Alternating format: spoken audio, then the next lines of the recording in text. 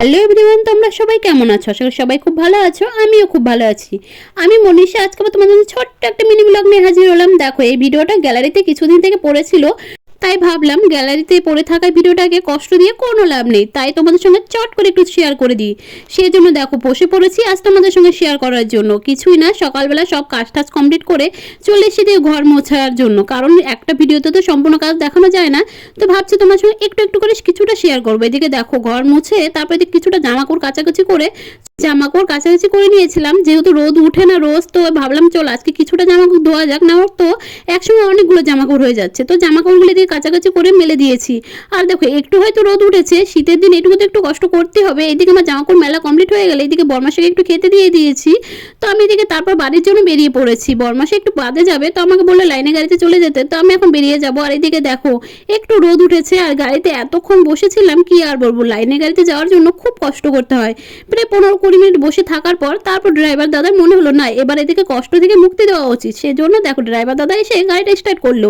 কতক্ষণ থেকে বলছিলাম চলো চলো, বলে তো কোনো লাভ নেই, ওদের টাইম না হলে ওরা কখনোই ছাড়বে না। তারপর দেখো এদিকে গাড়ি স্টার্ট করতে না করতেই আমরা বেরিয়ে পড়েছি বাড়ি যাওয়ার উদ্দেশ্যে। এখানে একটা ভোটভুটি দেখেছিলাম, ভোটভুটির লেখাটা তোমরা অবশ্যই আমাকে কমেন্ট করে জানাবে, তাহলে আমি লেখাটা তোমাদের সঙ্গে এখন আর শেয়ার করছি না। লেখাটা কিন্তু অনেক মজার।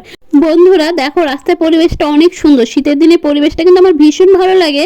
আমার মতো কি তোমাদেরও শীতের দিন ভালো লাগে? অবশ্যই তাহলে কমেন্ট করে জানিও। তারপর দেখো তোমার সঙ্গে গল্প করতে করতে পাকুয়া পৌঁছে গিয়ে এখানে গরম গরম পুরি ভাজছিল দেখে একদম গপ গপ করে খেয়ে নিলাম।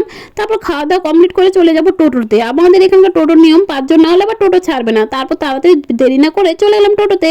তারপর একটু পরে টোটো ছেড়ে দিয়েছে। তারপর টোটোতে বসে বসে ভাবছিলাম কতক্ষণে আমার মিনির সঙ্গে দেখা হবে। ওর সঙ্গে দেখা না হলে তো আমার ভালোই লাগছিল না। মিনিকে ছেড়ে যেতে আমার একটুকুও ভালো লাগে না, কি করব, তবু যেতেই হচ্ছে। আর এই দিকের পরিবেশটা দেখো অনেক সুন্দর, দেখে মনে হচ্ছে না চা বাগান, কিন্তু চা বাগান না, এগুলো একটা জঙ্গলের মতো হয়েছে জমিতে।